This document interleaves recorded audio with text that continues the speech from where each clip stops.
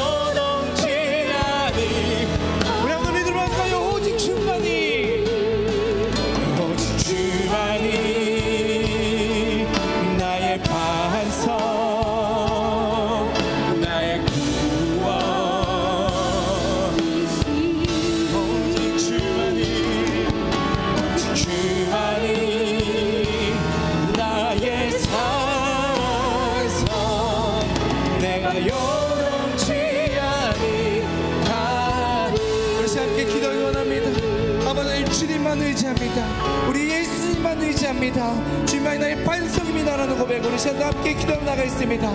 아버지 하나님 주님, 주님만이 나의 구원이시며 주님만 나의 반석이시며 예수 나에게 귀한 믿음 주시옵소서. 주님 축복하여 주시고 주님만 의지하게 하여 주시고 온전히 주님 주시는 그 은혜로 아버지 그 믿음으로 인하여 살아갈 수 있는 우리가 내가 되게 하여 주시옵소서. 하나님 아버지 주님만을 바라봅니다. 주님만을 의지합니다. 아버지 채워주시옵소서. 부어주시옵소서. 아버지 하나님 믿어주시옵소서. 오직 주님만이 주님만을 바라봅니다. 아버지 채워주시고 부어주시옵소서. 아버지 하나님 주님을 사랑해주시옵소서.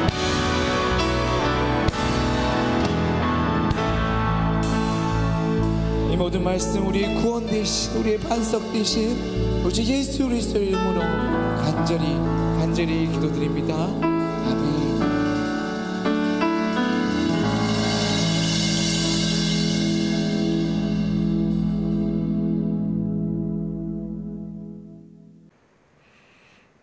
사랑하는 성도 여러분, 한 주간도 평안하셨습니까?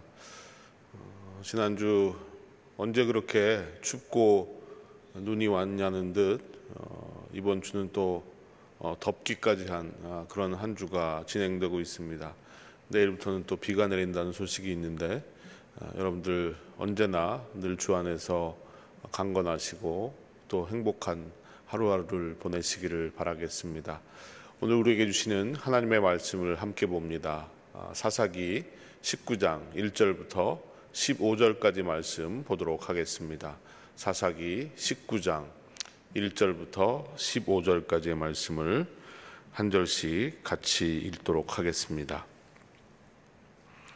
이스라엘에 왕이 없을 그때에 에브라임 산지 구석에 거류하는 어떤 레위 사람이 유다 베들레헴에서 첩을 맞이하였더니 그 첩이 행음하고 남편을 떠나 유다 베들레헴 그의 아버지의 집에 돌아가서 거기서 넉 달 동안을 지내매 그의 남편이 그 여자에게 다정하게 말하고 그를 데려오고자 하여 하인 한 사람과 나귀 2마리를 데리고 그에게로 가매 여자가 그를 인도하여 아버지의 집에 들어가니 그 여자의 아버지가 그를 보고 기뻐하니라. 그의 장인 곧 그 여자의 아버지가 그를 머물게 하매 그가 3일 동안 그와 함께 머물며 먹고 마시며 거기서 유숙하다가 넷째 날 아침에 일찍이 일어나 떠나고자 하매 그 여자의 아버지가 그의 사위에게 이르되 떡을 조금 먹고 그대의 기력을 돋운 후에 그대의 길을 가라 하니라. 두 사람이 앉아서 함께 먹고 마시매 그 여자의 아버지가 그 사람에게 이르되 청하노니 이 밤을 여기서 유숙하여 그대의 마음을 즐겁게 하라 하니 그 사람이 일어나서 가고자 하되 그의 장인의 간청으로 거기서 다시 유숙하더니 다섯째 날 아침에 일찍이 일어나 떠나고자 하매 그 여자의 아버지가 이르되 청하노니 그대의 기력을 돋우고 해가 기울도록 머물라 하므로 두 사람이 함께 먹고 그 사람이 첩과 하인과 더불어 일어나 떠나고자 하매 그의 장인 곧 그 여자의 아버지가 그에게 이르되 보라 이제 날이 저물어 가니 청하건대 이 밤도 유숙하라. 보라 해가 기울었느니라. 그대는 여기서 유숙하여 그대의 마음을 즐겁게 하고 내일 일찍이 그대의 길을 가서 그대의 집으로 돌아가라 하니 그 사람이 다시 밤을 지내고자 하지 아니하여 일어나서 떠나 여부수 맞은편에 이르렀더니 여부수는 곧 예루살렘이라 안장 지은 나귀 2마리와 첩이 그와 함께 하였더라. 그들이 여부수에 가까이 갔을 때에 해가 지려 하는지라 종이 주인에게 이르되 청하건대 우리가 돌이켜 여부수 사람의 이 성읍에 들어가서 유숙하십시다 하니 주인이 그에게 이르되 우리가 돌이켜 이스라엘 자손에게 속하지 아니한 이방 사람의 성읍으로 들어갈 것이 아니니 기브아로 나아가리라 하고 또 그 종에게 이르되 우리가 기브아나 라마 중 한 곳에 가서 거기서 유숙하자 하고 모두 앞으로 나아가더니 베냐민에 속한 기브아에 가까이 이르러 해가 진지라. 기브아에 가서 유숙하려고 그리로 돌아 들어가서 성읍 넓은 거리에 앉아 있으나 그를 집으로 영접하여 유숙하게 하는 자가 없었더라. 아멘. 사사기는 총 21장으로 되어 있는데요, 2장부터 16장까지가 사사기의 본론에 해당하는 부분입니다. 사사들의 이야기를 기록하고 있습니다. 그러다 보니 자연히 사사기 1장은 서론이라고 볼 수 있고요, 사사기 17장부터 21장까지가 결론, 에필로그라고 부릅니다. 그런데 이 마지막 사사기의 에필로그는 다시 두 가지의 스토리, 두 가지의 에피소드가 등장을 하는데, 우리가 지난 시간까지 보았던 17장, 18장은 미가의 이야기와 단지파의 이야기가 기록되어 있습니다. 그리고 오늘부터 시작되는 19장에서는 또 다른 두 번째의 에피소드가 등장을 하는데, 동일하게 앞의 이야기와 같이 레위인이 등장하고 있습니다. 근데 앞으로 전개될 마지막까지, 사사기 마지막까지의 이 두 번째 에피소드는 성경 전체에서 가장 비극적인 이야기라고 봐야 할 만큼 매우 끔찍한 장면들이 보여지고 있습니다. 그럼 먼저 1절을 보도록 하겠습니다. 1절 말씀을 보시면, 이스라엘의 왕이 없을 그때에 에브라임 산지 구석에 거류하는 어떤 레위 사람이 유다 베들레헴에서 첩을 맞이하였더니 라고 되어 있습니다. 이스라엘의 왕이 없을 그때, 이 말은 이중적인 의미가 있다고 말씀드린 적이 있습니다. 첫 번째 의미는 이스라엘을 통치하는 지도자, 왕이 없던 시대였기 때문에 구심점이 없어서 백성들이 자기들 마음대로 행하면서 살았다라는 그런 의미가 될 수 있고요. 또 하나는 이스라엘의 영원한 왕이 되시는 하나님을 왕으로 모시지 아니하고 각자가 스스로 왕이 되어서 자기 생각에 옳은 대로 살았던 사사시대의 영적인 분위기를 말해주고 있는 말이라고 볼 수 있습니다. 이 같은 시대의 흐름을 반영하듯이 에브라임 산지에 거류하는 레위 사람이 베들레헴에서 첩을 맞아들였다라고 성경은 말합니다. 여기서 우리는 여러 가지를 좀 생각을 해봐야 하는데요, 먼저 오늘 말씀에 등장하는 사람들을 보시면요, 하나같이 이름이 없습니다. 실명이 거론되지 않고 있습니다. 레위 사람, 첩, 장인, 이런 식으로만 표현되어 있습니다. 그 누구도 이름을 알 수가 없는데 그 이유가 무엇이겠습니까? 어떤 신학자는 당시에 개개인의 인격적인 가치가 다 붕괴되어 있었기 때문에 당시에 이러한 사회상을 반영하고 있는 것이다 라고 주장하기도 합니다.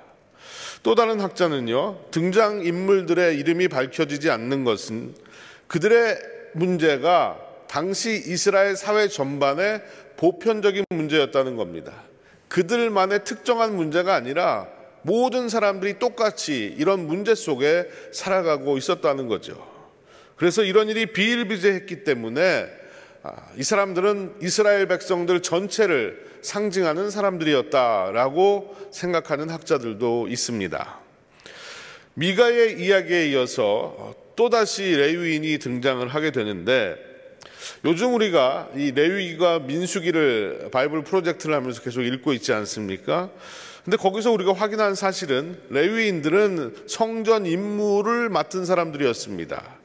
그리고 민수기 35장에 보시면요, 레위인들이 거주할 성읍 48개가 나오는데, 레위인들은 하나님이 지정해 주신 이 성읍에 거주하면서 그 동네에 살고 있는 각 지파의 예배의식, 제사의식을 돕도록 되어 있었습니다. 그런데 이런 임무를 맡은 레위인이 지금 엉뚱한 곳에 살고 있다는 사실을 보게 됩니다. 물론 이런 사실이 이 한 사람의 일탈이고 한 사람만의 문제라고만 볼 수는 없지만, 볼 수도 있지만, 우리가 미가의 이야기에서도 봤듯이 미가의 이야기에서도 한 레위인 청년이 막 떠돌아다니지 않았습니까? 마찬가지로 지금 이 레위인도 마땅히 자신이 일해야 될 곳을 찾지 못하고 지금 방황을 하고 있는 것입니다. 왜 그러냐 하면 당시에 하나님을 예배하는 제사제도, 또 하나님을 예배하는 그 예배의식이 완전히 다 무너져 버렸기 때문에 레위인들이 자기 역할을 할 수가 없었다는 겁니다. 그러니까 이스라엘 전반에 걸쳐서 하나님을 예배하는 그런 분위기가 점점 사라지고 우상을 숭배하고 또 각자 소견에 옳은 대로 살아갔던 당시 사회의 전반을 이 레위인이 엉뚱한 곳에 머물고 있다는 사실을 통해서도 알 수가 있는 것입니다. 그러다 보니 레위인이 본연의 할 일을 하지 않고 타락하기 시작합니다. 첩을 맞이했습니다. 물론 일부 다처제가 당시 많은 사람들이 행했던 관행과도 같은 것이었습니다.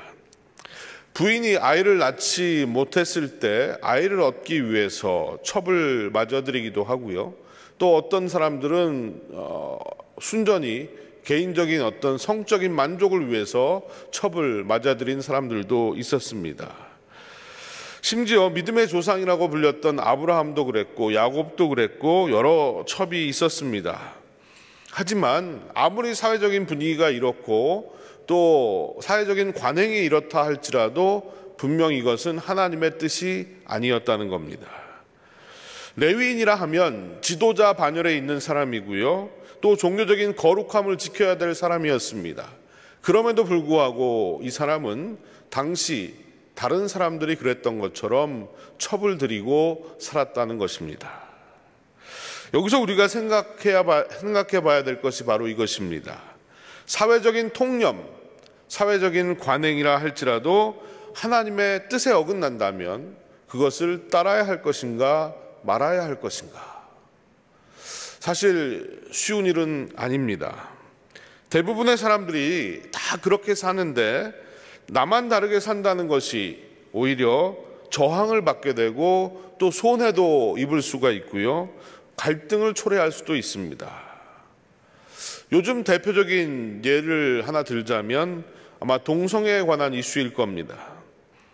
우리가 하나님의 뜻을 따라서 동성애에 대한 믿음과 신념을 밝히면 오히려 수많은 저항을 받게 되고 욕을 먹게 되고 또 많은 손해를 당하게 됩니다.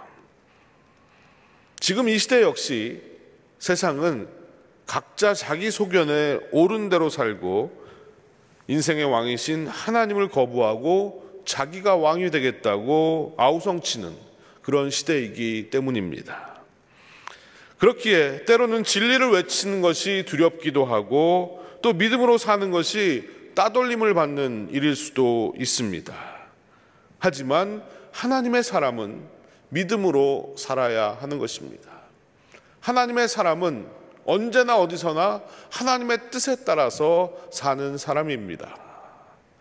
내 소견에 옳은 대로 사는 것이 아니라 하나님의 뜻에 옳은 대로 살아야 합니다. 이것이 우리에게는 큰 도전이고 갈등입니다.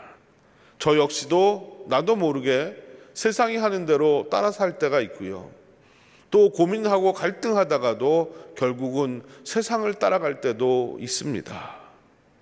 하지만 세상 사람들처럼 사는 것은 결국 불행해지고 만다는 것을 우리는 잊지 말아야 합니다.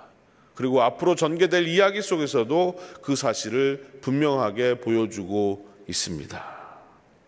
여러분, 힘들고 어려워도 하나님의 뜻을 따라서 사는 결단과 행함이 우리에게 있기를 간절히 소원합니다.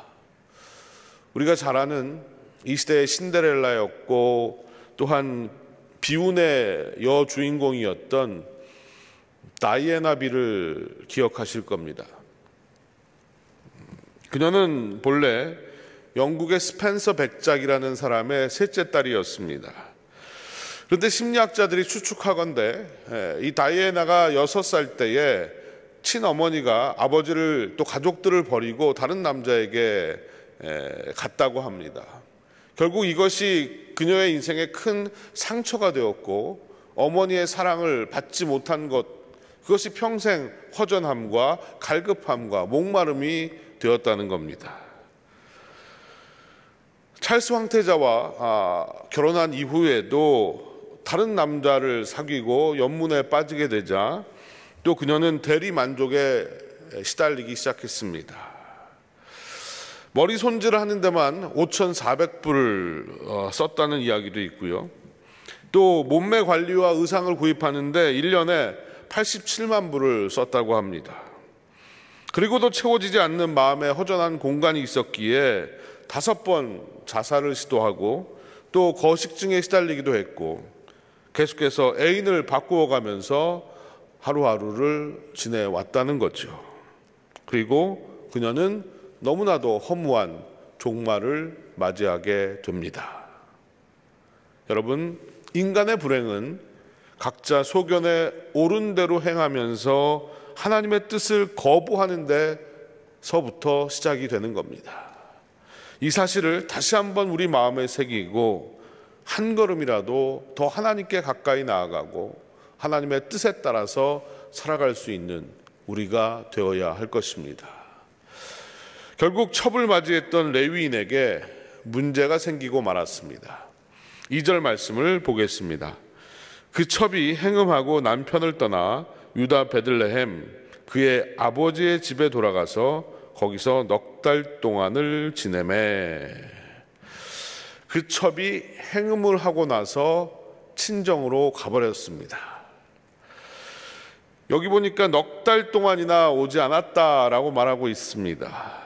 그런데 이 말씀 가운데 행음이라는 이 말을 어떻게 해석을 하느냐가 또 논쟁이 되었습니다. 이 행음이란 말은 행음이지 무슨 말이냐라고 생각하실 수가 있는데요. 물론 이 행음이란 말을 말 그대로 우리가 이해하고 있는 행음으로 생각할 수 있습니다.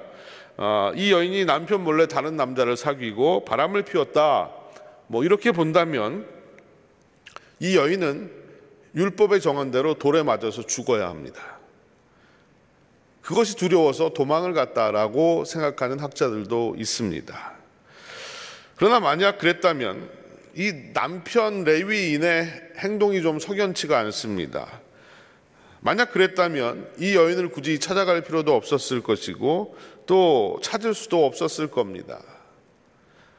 만나면 죽여야 되니까 율법을 집행하고 있는 레위인으로서 그것은 당연한 일일 것입니다. 그리고 3절에 보니까 다정하게 말한다라는 표현이 나오는데 행음을 한 여인을 찾아가서 다정하게 말한다는 것도 좀 이상하다라는 생각이 듭니다. 그래서 또 다른 해석을 하고 있는데 이 행음이란 말에 해당하는 히브리 말이 뭐냐 하면 자나라는 말인데 이 자나라는 말의 뜻은 두 가지가 있는데 보통 우리가 일반적으로 알고 있는 행음을 뜻하는 의미도 있고요. 또 다른 의미는 뭐가 있냐 하면 싫어하다, 화를 낸다라는 그런 의미가 있다는 겁니다. 그래서 여기서 두 번째 의미로 해석을 해야 된다. 이렇게 해석을 하면 이 여인이 남편 레위인에게 화가 나서 친정으로 가버린 것이 됩니다. 그러면 뒤에 나오는 레위인의 행동이 자연스럽게 연결이 됩니다. 그래서 공동번역이나 새번역 성경을 보면 이렇게 번역을 했습니다. 그러나 무슨 일로 화가 난 그 여자는 그를 떠나 유다 땅의 베들레헴에 있는 자기 친정집으로 돌아가서 넉 달 동안이나 머물러 있었다. 오늘 우리가 읽은 개역 개정 성경에는 행음했다라고 되어 있지만 거기는 화가 났다라고 새번역 성경에서는 공동번역 성경에서는 번역을 했다는 겁니다. 구체적으로 둘 사이에 어떤 일이 있었는지는 알 수가 없지만 여하튼 이 여자는 남편에게 화가 나서 친정으로 가버렸습니다. 넉 달이 지난 후에 레위인은 그 여인을 찾기 위해서 종과 함께 그 여인에게 찾아갔습니다. 여기서 그는 뜻밖의 장인이라고 불리는 그녀의 아버지로부터 매우 융숭한 환대를 받습니다.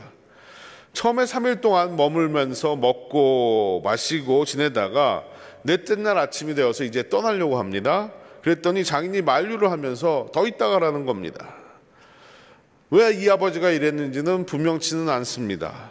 딸과 헤어지는 것이 섭섭해서 그랬을 수도 있고, 또 자기 딸에게 좀 잘해달라는 그 딸을 가진 아버지의 마음일 수도 있을 겁니다. 할 수 없이 하룻밤을 더 자고 나서 다섯째 날 아침에 일어나서 떠나려고 하는데 또 붙잡는 거예요. 그래서 또 어영부영 하다 보니까 어느새 날이 저물고 해가 저물게 되었습니다. 더 이상은 지체할 수 없다라는 생각에 늦었지만 집을 나섭니다. 아마도 안식일을 지키기 위해서 그때까지는 꼭 출발을 해야 했던 것 같습니다. 10절 말씀을 보겠습니다. 그 사람이 다시 밤을 지내고자 하지 아니하여 일어나서 떠나 여부수 맞은편에 이르렀더니 여부수는 곧 예루살렘이라 안장 지운 낙이 2마리와 첩이 그와 함께 하였더라. 결국 떠날 때를 놓친 것이 뒤에 가서는 엄청난 결과를 초래하게 됩니다. 무슨 일이 일어났는지는 우리가 다음 시간에 살펴보겠습니다. 우리는 이 이야기 속에서 한 가지 또 생각해야 될 것이 있습니다. 떠나는 것을 막는 장인과 또 미적거리는 사위, 이 두 사람의 모습을 통해서 우리는 우리의 인생의 모습도 볼 수가 있다는 겁니다. 어떤 일을 결단하고 시행을 해야 되는데 계속 붙드는 사람이 있습니다. 그리고 계속 가로막는 환경들이 나타납니다. 그래서 지체하게 되고 계속 머뭇거리다 보면은 돌이킬 수 없는 아픔을 맞이할 수도 있다는 겁니다. 늦기 전에 벗어나야 될 자리가 있다면 빨리 벗어나야 되는 것이고, 또 되돌아가야 한다면 빨리 되돌아가야 하는 것입니다. 탕자가 아버지의 집을 떠나서 모든 것을 잃었을 때 사실은 더 빨리 아버지의 집으로 돌아가야만 했습니다. 실패의 자리, 죄악의 자리로부터 과감하게 떠나야 합니다. 모든 일에는 타이밍이라는 게 있는 겁니다. 그 타이밍을 놓치면 오히려 더 큰 시련이 찾아올 수가 있습니다. 우리는 하나님의 때에 늘 민감하게 반응하면서 살아가야 합니다. 차일피일 주저앉아서 뒤로 미루고 시간을 놓쳐버리면 하나님이 나를 통해서 하실 일들을 감당할 수가 없게 됩니다. 또 하나님이 교회를 통해서 하실 일들도 감당할 수가 없게 된다는 겁니다. 레위 사람은 장인의 집을 떠났지만 너무 늦게 떠나서 이미 날이 저물어 버렸고 갈 곳을 찾아야 했습니다. 잠잘 곳도 찾아야 했습니다. 그러다가 그들이 도착한 곳은요, 다윗이 정복을 하기 전 예루살렘이었습니다. 그곳에는 가나안 원주민이었던 여부수 족속이 살고 있었습니다. 이때 함께 갔던 종들이요, 더 이상 가기가 힘드니까 여기서 머물자라고 제안을 합니다. 하지만 레위인은 이방 땅에 머물 수 없으니 더 가서 기브아라는 곳으로 가자라고 얘기합니다. 이 기브아는 베냐민 지파가 살던 땅이었습니다. 이방 사람들이 사는 곳보다는 동족이 있는 기브아로 가면 훨씬 더 안전할 것이고 그들로부터 대접도 받을 수 있을 것이다 라고 기대를 한 겁니다. 결국엔 목적지 기브아까지 도착을 했지만 해가 이미 진 후였습니다. 지금같이 여관이나 호텔에 있었다면 그냥 들어가서 자면 되겠죠. 그런데 그 당시는 그런 시설이 없었기 때문에 누군가가 이 나그네를 자기의 집으로 데려가서 먹여주고 재워주고 하는 그 배려를 베풀어야 하는 것이었습니다. 그런데 이상하게도 이들을 맞아주는 사람이 아무도 없었습니다. 뭔가 불길한 예감이 듭니다. 15절 말씀을 한번 보겠습니다. 기브아에 가서 유숙하려고 그리로 돌아 들어가서 성읍 넓은 거리에 앉아 있으나 그를 집으로 영접하여 유숙하게 하는 자가 없었더라. 어둡고 텅 빈 거리에 덩그러니 앉아서 누군가의 도움을 기다리고 있는 이들의 모습이 오늘날 갈 곳을 알지 못하고 이리저리 헤매이는 많은 사람들의 모습과 닮았습니다. 사람들에게 기대하고 사람들이 맞아주기를 원했지만 그 기대는 빗나가고 만 것입니다. 우리가 이민 생활을 하면서 늘 겪는 현실도 크게 다르지 않습니다. 처음 여러분들이 이민을 오실 때 조금이라도 인연의 끈을 가지고 어디론가 오게 됩니다. 누군가 사돈의 팔촌이라든지 친구의 친구의 친구가 텍사스에 있어서 그 인연의 끈을 가지고 이곳으로 이민을 오신 분들이 대부분일 것입니다. 처음에 그들에게 도움을 기대하고 또 그들에게 바라는 것이 분명히 있었을 텐데 실상은 그리 큰 도움이 되지 않는 경우도 많았을 것입니다. 내가 이 정도 상대방에게 해주면 상대방도 나에게 이 정도를 해줄 것이다 라고 기대하지만 그렇지 않은 경우도 많이 있습니다. 사람이 나의 마음처럼 움직여주지 않고 세상이 내 마음처럼 되지가 않습니다. 그래서 밤이 와도 갈 곳이 없어서 넓은 거리에 주저앉아 있는 레위인이 곧 나의 모습일 수 있습니다. 여러분, 우리가 무엇을 기대하며 무엇을 의지하고 살아야 하겠습니까? 나를 기대하고 나를 의지하며 살아야 할까요? 여러분, 하지만 나의 예상이라는 것은요, 언제나 빗나갑니다. 레위인은 분명 기브아로 가면 일이 잘 풀릴 것이라고 예상을 하고 갔을 겁니다. 그런데 결과는 그렇지 못했습니다. 우리도 이렇게 하면 이렇게 될 것이다 라고 나름대로 생각해 보지만 전혀 다른 결과를 만날 때도 너무나 많다는 겁니다. 그렇다면 나를 기대하고 나를 믿을 수가 있을까요? 그래서 어떤 분들은 다른 사람을 기대하고 다른 사람을 믿으면서 살기도 합니다. 그러나 내가 어려울 때 도움을 줄 것이라고 생각했던 그 사람이 나는 정말 다급하고 안타까운 그 순간을 맞이했는데 내 마음처럼 움직여주지를 않더라는 겁니다. 어떤 경우에는 나에게 등을 돌리고 아예 발을 빼버립니다. 제가 여러분께 너무 비관적으로 말씀드리는 것 같지만 생각해 보면 이것이 냉정한 현실일 수 있습니다. 우리가 살고 있는 이 세상의 모습이라는 거죠. 나에게 기대하고 또 나를 의지할 수도 없고 다른 사람을 기대하고 다른 사람을 의지할 수도 없다면 과연 우리는 무엇을 의지하며 살아야 하는 것입니까?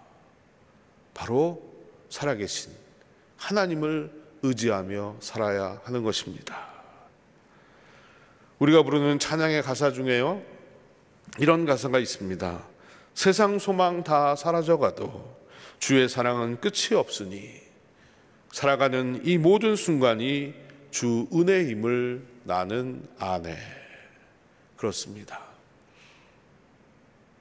내 생각과 나의 지혜와 나의 계획 어그러지고 망가지고 부서질 때가 많이 있습니다. 누군가가 나에게 힘이 되어주고 도움이 될 것이라고 기대해봤지만 그 사람도 나에게 등을 돌리고 나를 오히려 힘들게 하고 어렵게 할 수도 있습니다. 이렇게 세상 소망이 다 사라져가도 오직 우리가 의지할 수 있는 분은 하나님밖에는 없습니다. 하나님의 은혜로 지금까지 우리가 살아왔고 앞으로도 그 하나님의 은혜를 의지하면서 살아가야 하는 것입니다. 사랑하는 성도 여러분, 이번 주는 어떠셨나요? 지난주처럼 힘들고 어렵지는 않으셨으면 하는 것이 바람입니다. 하지만 우리에게 또다시 고통과 어려움과 고난이 닥쳐올 수 있습니다. 그런 순간을 우리가 맞이한다 할지라도 우리의 진정한 의지가 되시고 힘이 되시고 능력이 되시는 그 하나님을 붙들고 의지하면서 승리하며 살아가는 여러분들이 되시기를 간절히 소망합니다. 내 계획과 내 기대와 내 바람대로 모든 일이 풀리는 것이 아닙니다. 오직 하나님의 뜻을 따르며 그 뜻대로 순종하는 저와 여러분이 될 때 우리가 맡겨진 우리의 인생길을 당당히 승리하며 갈 수 있을 것입니다. 이런 은혜가 함께 하시기를 간절히 축원드립니다. 기도하겠습니다.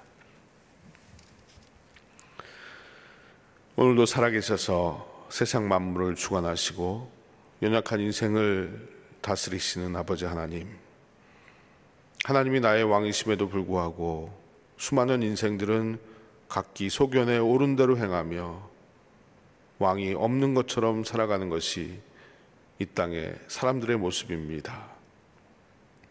나도 그런 사람 중에 하나처럼 살아가고 있는지도 모릅니다. 하지만 하나님, 다시 한번 깨우쳐 주시고 돌이키게 하여 주시옵시고 세상의 관행과 세상의 흐름과 세상의 유행이 아니라 오직 하나님의 뜻을 따라 살아가는 우리 모두가 되게 하여 주시옵소서. 나를 믿고 의지할 수도 없고 사람을 믿고 의지할 수도 없습니다. 오직 하나님을 믿고 의지할 때 하나님께서 나를 든든히 세워주실 것이고 내 곁에 또 믿음직한 사람들을 붙여주실 것입니다. 하나님, 하나님을 믿고 의지하는 것이 우선이고 하나님을 믿고 의지하는 것이 먼저고 하나님을 믿고 의지하는 것이 가장 중요함을 저희들 깨닫게 하여 주셔서 그 어떤 것도 아닌 오직 하나님만 바라고 기대하고 믿고 의지하며 살아가는 우리 모두가 되게 하여 주시옵소서. 지금까지 베푸신 은혜 감사드리고 앞으로도 그 은혜로 살기를 간절히 소망하며 이 모든 말씀을 예수님의 이름으로 기도드리옵나이다. 아멘. 축도하겠습니다. 지금은 우리 구주 예수 그리스도의 한량없는 은혜와 아버지 하나님의 놀라우신 사랑과 성령님의 감화감동 교통하심이 각자 소견에 옳은 대로 살아가고 있는 세상 사람들을 따르지 아니하고 오직 하나님의 말씀과 뜻을 따라 살기를 소원합니다. 고백하며 하나님을 예배한 사랑하는 빈내리의 모든 성도들과 그들의 가정과 일터 위에 하나님의 교회 위에 영원토록 함께 하시옵기만을 간절히 축원하옵나이다. 아멘.